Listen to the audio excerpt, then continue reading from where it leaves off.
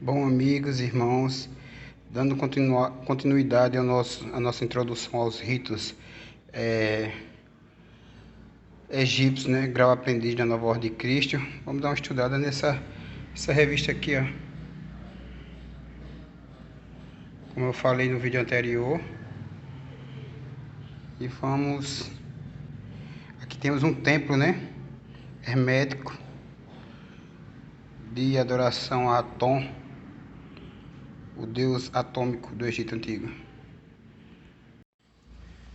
Bom, pessoal, aqui quem vos fala é Maxwell Rodrigues, artista plástico, grão-mestre da Nova Ordem de Cristo, dando continuidade ao nosso estudo do rito, da introdução ao rito egípcio, do grau aprendiz aqui da Nova Ordem de Cristo.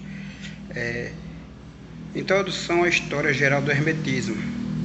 Por que o hermetismo, minha gente? Porque o rito egípcio antigamente era estudado no Egito, e o hermetismo fazia parte do rito egípcio, certo? Então, a colossal civilização egípcia tinha chegado no seu 26º século antes da era cristã, ao seu apogeu, e começava a declinar, minada pelas contínuas lutas contra os iquisos, os reis pastores. Como eu falei, os reis pastores são os reis,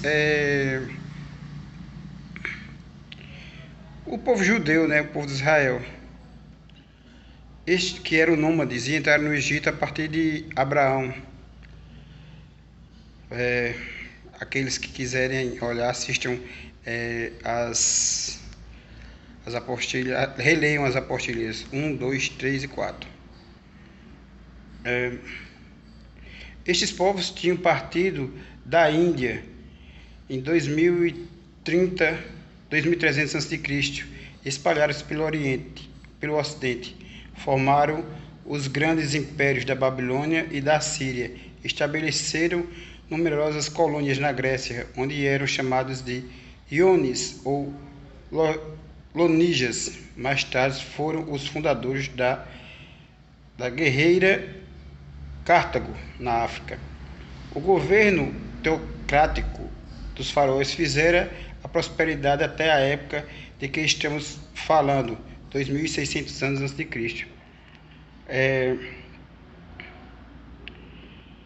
A ciência e a filosofia tinham prosperado admiravelmente nesse país, e os conhecimentos recebidos dos atlantes tinham sido conservados com maior carinho. Todavia, desde a 13ª dinastia, o Egito estava em intensa luta contra uma horda de asiáticos ignóbeis, como os chama Monetor, aos quais deram o apelido injurioso de iquisos, isto é, reis pastores. Esta luta durou até quase 2200 a.C., quando os asiáticos se apoderaram do Egito, onde, após uma grande carnificina, inauguraram o reinado Halif, a 15ª dinastia. Prevendo que seriam vencidos, os sábios sacerdotes egípcios, entre 2600 a 2500 a.C., criaram os grandes mistérios, a fim de conservar com a maior pureza possível a tradição dos Atlantes, que, aliás, já estava perdendo devido à grande e renhida luta que sustentavam contra os invasores. E nessa ocasião que se revelou entre eles um adepto de gênio sublime, Hermes, denominado o 3 vezes grande, o mensageiro dos deuses. Hermes adaptou às necessidades do seu tempo os mistérios do antigo simbolismo atlante, e deu uma nova expressão aos símbolos então esquecidos. A revelação de Hermes teve tão profunda influência que desde então a Universidade do Egito tornou o seu nome. Com efeito, as tradições recebidas pelo Egito dos vermelhos atlantes e dos negros já iam tornando obscuras os próprios iniciados e necessitavam de uma nova adaptação, ao mesmo tempo que era necessário salvaguardar da profanação os mistérios, pela criação de um simbolismo novo. Foi o que o Hermes realizou de modo mais admirável. Sua influência foi tão grande que prolongou muito do futuro e ainda hoje os axiomas herméticos são citados pelos cientistas como sendo a expressão perfeita da lei que rege a matéria. Mais tarde, quando nossos cientistas penetraram nos planos superiores, quando tiveram perscrutado o astral, verão que os axiomas herméticos são a exposição das leis que regem não só a matéria, mas todo o universo. Nada conhecemos da vida particular de Hermes, porque os seus discípulos tiveram mais em vista a proclamação de sua doutrina do que dos feitos da vida do mestre. A filosofia hermética foi mais tarde transmitida aos hebreus por Moisés, Sócrates e Platão, e por intermédio da civilização grega veio aos povos do Ocidente. Entre as obras de Hermes temos a famosa Tábua de Esmeralda, que é a base de toda a ciência oculta. São elas ainda o Paismêndres, o Asclepios e a Minerva do mundo, pequena obra do mundo. A ciência egípcia, restaurada por Hermes, foi original dos nossos conhecimentos modernos. A ciência egípcia, restaurada por Hermes, foi origem dos nossos conhecimentos modernos. Graças à reforma de Hermes, o santuário do Egito conservou-se durante muito tempo ainda, e sua decadência foi mais lenta. Vamos seguir agora a história da transição dos conhecimentos herméticos até por intermédio dos iniciados hebreus e dos hierofantes gregos. Em 1570 a.C., aproximadamente, Moisés, o iniciador e criador do povo hebreu, agora já denominado povo hebreu, e Orfeu, o revelador do gênio grego, estudaram conjuntamente a ciência sagrada na Universidade do Egito, conquistando os mais elevados graus que os sacerdotes egípcios conferiam. Relataremos primeiramente a história da corrente cabalística criada por Moisés até o nascimento do cristianismo e depois trataremos dessa corrente hermética, a corrente cabalística de Moisés. Continuando, pessoal, a corrente cabalística de Moisés, educado na corte de Faraó e tendo sido iniciado dos mistérios sagrados, Moisés passou logo para a Etiópia por causa de um assassinato que cometera em defesa de um hebreu. Foi lá que conheceu a tradição primitiva dos Atlantes sobre a unidade divina, a qual foi revelada pelo hierofante árabe Jetro, com cuja filha Sifora se casou. Encontrou também lá uma parte destas povoações árabes que os pastores fenícios tinham expulsado do Iêmen.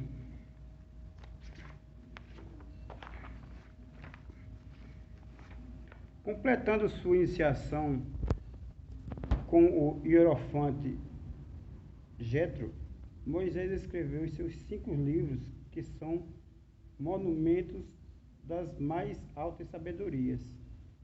Reuniu também os árabes dispersos, os quais, com outros que se achavam no Egito, onde eram muito infelizes, revoltaram-se contra os reis pastores e, guiados por Moisés, proclamaram sua independência, vindo a formar o povo hebreu.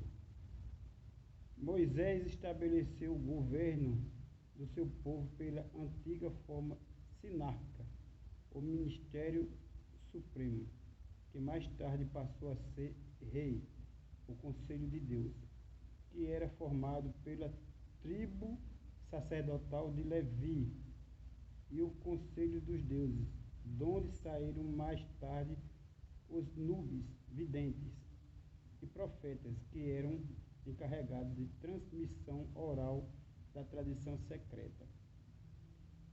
É daí que se originou a Cabala, ou tradição secreta dos hebreus.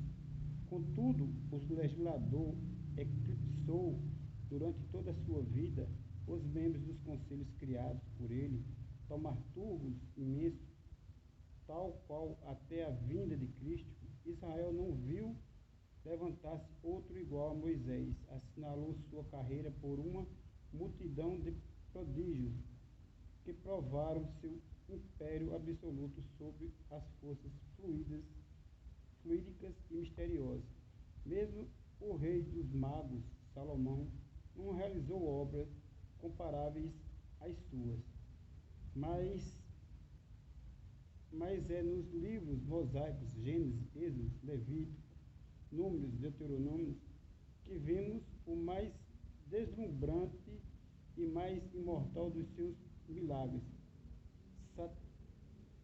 Stanislas de Guaita, ao sul do mestre. O sucessor direto de Moisés foi Josué, a quem foi dado o encargo de concluir sua missão. Depois deste, chegamos ao rei dos magos, Salomão, ao qual se deixou diversos livros de magia prática, conhecidos sob o nome de Clavícula. Reinou de 1015 a 975 a.C. Foi célebre pela sua sabedoria e pela sua construção do Templo de Jerusalém. Passaremos por alto e outros iniciados de menor valor até 600 a.C., em que encontramos Daniel e Ezequiel como os mais dignos continuadores de Moisés.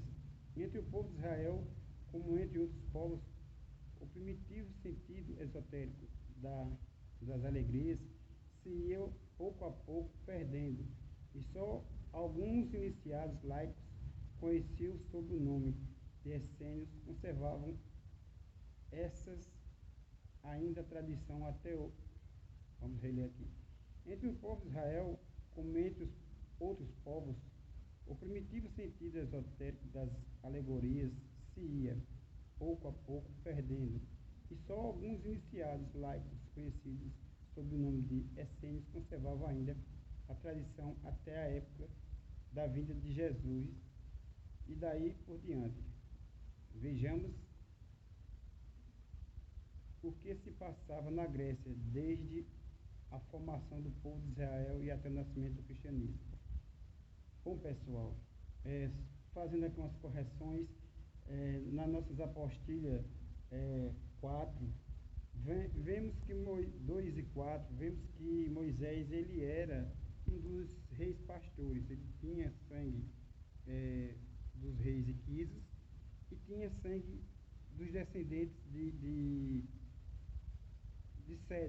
Osíris. Por quê? Porque a princesa, irmã de Ramses II, foi quem engravidou de Moisés, certo? Ele era uma junção do povo hebreu, né, que eram os reis Iquisos, que eram os reis pastores, certo? Houve uma revolta promovida por Moisés contra os descendentes de Osíris, pois Moisés fazia parte não, vamos supor, da segunda linhagem que poderia receber o trono do Egito. E ele resolveu criar a sua própria governo, né, político, incentivando 100 mil hebreus a deixarem o que eram os antigos Iquisos, os pastores, a deixarem o Egito e seguirem com ele para o Monte Hebron, onde passaram 40 anos garimpando ouro, produzindo o KWA, que era a substância iniciática usada pelos reis egípcios para fazer sua iniciação quântica espiritual, e assim Moisés levou a cabo o seu plano governamental. Vamos dar uma estudada agora no Livro dos Mortos. Bom, pessoal, veja, começaremos amanhã, viu? O estudo do livro dos Essênios, o estudo dos Essênios não, dos Cátaras, e começaremos também a fazer o estudo do Santo Grau e a linhagem sagrada. Então, vamos ler, vamos fazer além do curso dos estudos para os aprendizes da nova ordem de Cristo do rito egípcio. Vamos fazer no nosso canal Arte Reformista TV o estudo do livro, desses 3 livros, né? Os Templários na América, o Santo Grau em Aliança Sagrada e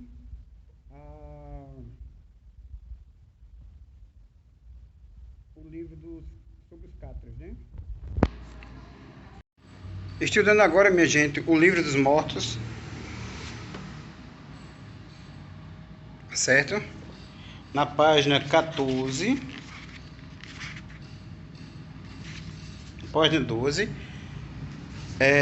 aliás, página 14 mesmo. Opa, para vivo o livro. A religião no Egito. Durante milhares de anos, em todos os países da antiguidade, Pérsia, Grécia, Roma, Índia e Oriente em geral, a religião exerceu forte influência em seus povos, cujo culto era oferecido às divindades representadas por animais deuses e animais de verdade, como o boi Apis, que pensar sobre a mentalidade daqueles que os impunham e os aceitavam. No prefácio da edição de Kohl-Bartix, destacamos as seguintes palavras: entre os povos da antiguidade, não houve nenhum que manifestasse tanto interesse pelo mistério da morte como o egípcio apaixonado e exclusivo. Perturbado pelos enigmas da morte desde o surgimento de sua civilização, buscou soluções e organizou sua vida política, social e religiosa em função desses enigmas. O Antigo Egito possuía uma tradição esotérica e imemorial. Acreditava ter dominado seus mistérios. A flor do povo, a juventude iniciática, elaborou uma técnica que supõe ser possível aos mortos dirigir sua experiência após a morte. Surgem aí dúvidas: era o povo na totalidade, escravos, trabalhadores, livres, mulheres, etc., que acreditavam nessa religião, ou só os que a impunham, os sacerdotes, os faraós e um pequeno magote de dignatários? Sabe-se que o livro dos mortos destinava-se não somente aos que faleciam, senão também aos iniciados e aos desejosos de saber como iniciar-se. Quer dizer, não era a morte uma espécie de iniciação? Hein? A morte não será uma iniciação para um mundo quântico? Como nascer é uma iniciação para uma reencarnação no mundo biológico? Para o povo em geral, inclinado a crer só no que vê, a realidade espiritual proferida no livro dos mortos era mostrada sob a forma de imagens do cotidiano. A barca do sol, semelhante a todas as que flutuavam no Nilo todos os dias, o alimento que se ingere na terra, o preferido pelos mortos, as viagens conturbadas e os meios de torná-las menos perigosas, e tantas outras perecências. Porém, para um iniciado ou escolhido, a realidade era bem diferente, encarada de modo a satisfazer um espírito mais elevado. Tomemos como exemplo o caso da barca do sol, a visão mais comum em toda a literatura litúrgica do Egito Antigo. O que significava essa imagem?